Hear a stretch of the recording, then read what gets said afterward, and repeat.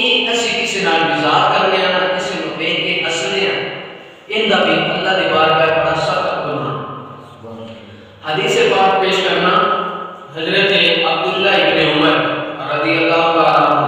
آپ روایت کرتے ہیں، آقا کریم علیہ السلام نے ارشاد فرمایا کہ کل جب حشر کا دن ہوئے گا نا تے سارے مسلمان اس جگہ تے اکٹھے ہوں گے، سب مسلمان اس جگہ تے اکٹھے ہوں گے تے اللہ وحدہ لا شریک آوازیں غیب آئے گی کہ فلاں کرو فلاں مسلمان جڑے ہو وہ جنت داخل ہو جاؤ، وہ جنت داخل ہو جاؤ۔ آوازیں قدرت آئے گی یا